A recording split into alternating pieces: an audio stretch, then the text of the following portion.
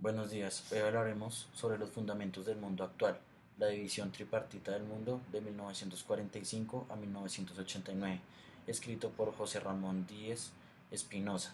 Mi grupo está conformado por Paula Pinto Muñoz y quien les habla, Giovanni Spiti Hernández. Crecimiento, bienestar y acción política en las democracias capitalistas. El crecimiento económico de modelo capitalista se debe al aumento de la producción en masa o Fordismo y el consumo de masas o sociedad de consumo. El proceso ha sido acelerado especialmente en Europa Occidental, donde el Producto Interno Bruto aumenta de forma general anualmente. Por otro lado, la producción en masa se relaciona con un mayor volumen de los factores de producción donde la estructura capitalista se caracteriza por, primero, renovación de la base energética, la cual ha tenido un crecimiento exponencial en gran parte por el petróleo. Segundo, acumulación de capital humano gracias a la inflación de la fuerza de trabajo disponible que también deja el crecimiento de la población. Tercero, esfuerzo inversor de los países industriales, concentrado sobre todo en la industria del automóvil, autopistas, viviendas, químicos, electrónica y armamento, con esto ascendiendo el PIB. Y cuarto, revolución tecnológica con efectos en la mayor productividad en el trabajo y el capital. El Estado como agente económico y proveedor de bienestar.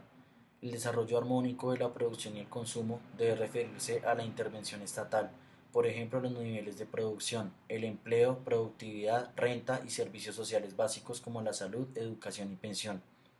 La intervención pública se concentra en la inversión y el consumo, ya que reduce costes para el capital privado, garantiza la producción de la fuerza de trabajo y además se destina a la creación, mantenimiento de infraestructuras, financiación de la investigación científica y tecnología.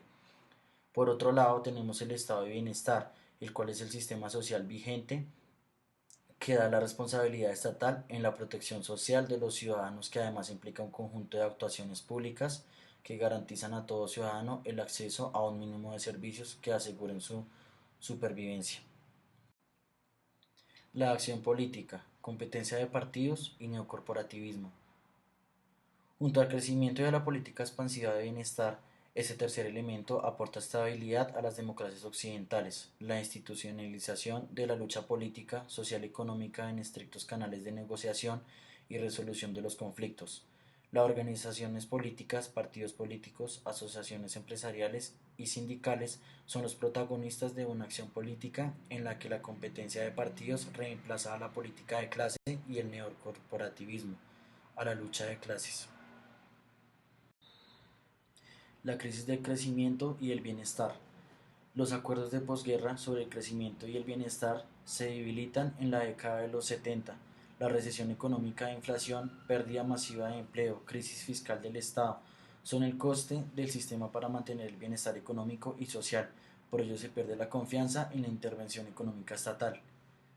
Crece aún más el desempleo y se vuelven normales las restricciones del gasto social. La crisis afecta finalmente al paradigma político de la posguerra. En cuanto a la quiebra del paradigma político, el paradigma político dominante desde la posguerra se va evaporando ante el cambio de fisionomía del sistema de partidos y sobre todo de los caracteres de la acción política.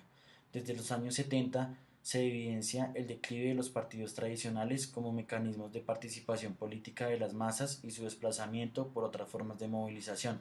La pérdida de afiliación a los partidos, la deserción de parte del electorado, el aumento de la abstención en procesos electorales, entre otros factores que exteriorizan la crisis de la partitocracia. Sistema de partido único y crecimiento extensivo en las democracias socialistas. Estos países presentan dos rasgos comunes esenciales: un sistema político en el que el Partido Comunista goza de un virtual monopolio del poder, defendido de cualquier forma de disidencia mediante una represión sistemática, y una economía en donde los medios de producción están mayoritariamente bajo la propiedad y el control estatal. En la economía de tipo soviético, el Estado ejerce control a través de la planificación. La organización se compone de tres niveles jerárquicos que garantizan la sumisión de todas las instituciones inferiores: el órgano central, los ministerios industriales y las empresas agrícolas, industriales, comerciales y de transporte, reagrupadas en uniones de empresas desde los años 70. El sistema se caracteriza por su irracionalidad, desequilibrio e ineficacia productiva.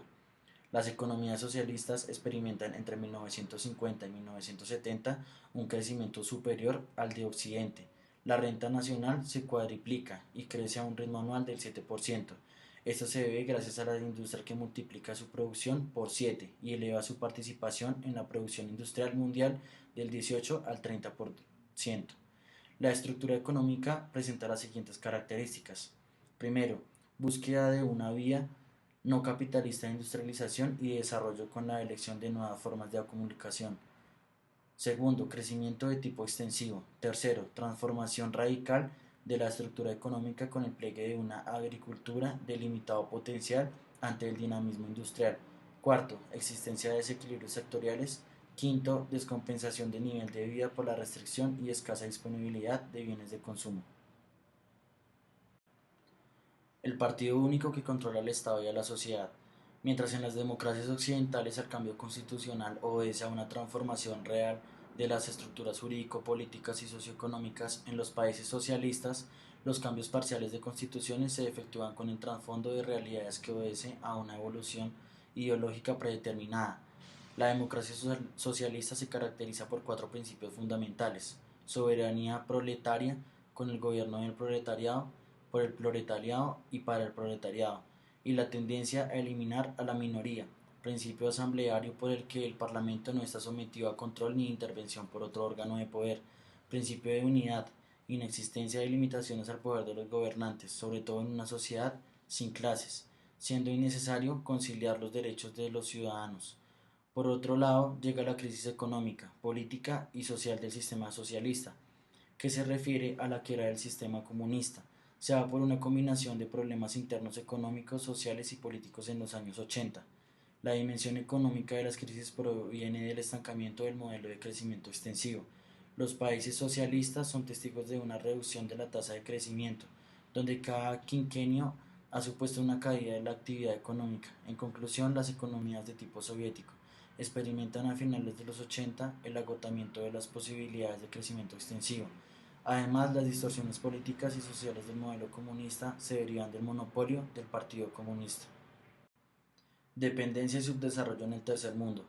130 países integran el tercer mundo. La mayoría de su población presenta un precario nivel de vida, pobreza absoluta, crónica y generalizada, sistemas educativos y sanitarios inapropiados, índices de desempleo elevados y crecientes sistemas de gobierno carentes de libertades formales, reducido nivel de productividad, escasa industrialización, dependencia comercial y financiera, etc. Las condiciones de la existencia cotidiana permiten definir el subdesarrollo como la insatisfacción de las necesidades básicas del hombre, indispensables para su integridad física, como la alimentación, salud, educación, empleo y participación política.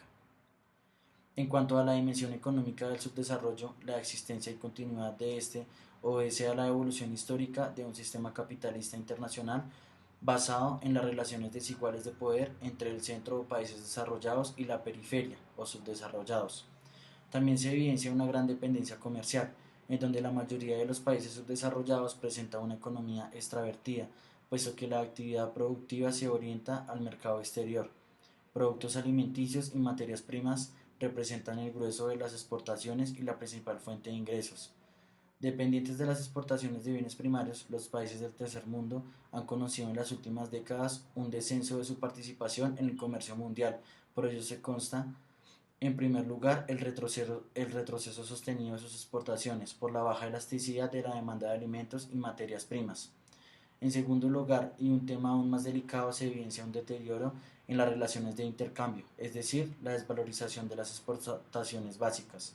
Los mecanismos del comercio internacional contribuyen así al endeudamiento del tercer mundo, para afrontar el exceso de pagos que suponen las importaciones con respecto al valor de los ingresos obtenidos de las exportaciones. La mayoría de los países ha pasado a depender del capital extranjero. El flujo internacional de recursos financieros deja de representar una solución y se convierte en parte del problema. Hasta los años 70, los perfiles de la deuda exterior no eran motivo de especial preocupación. Los cambios operados en la naturaleza de la inversión exterior agrandan la deuda, que en solo 20 años se multiplican por 25. El coste principal de la deuda acumulada, que se concreta en más del 60% en América Latina y el este de Asia, es el servicio de la deuda o reembolso anual de una parte del capital y de los intereses. En síntesis, la deuda se ha convertido en el problema básico del tercer mundo. División interna del tercer mundo. A. Países pobres, menos adelantados o cuarto mundo. B. Países primarios exportadores. C. Países con crecimiento industrial o nuevos países industriales. Y D. Países exportadores de petróleo.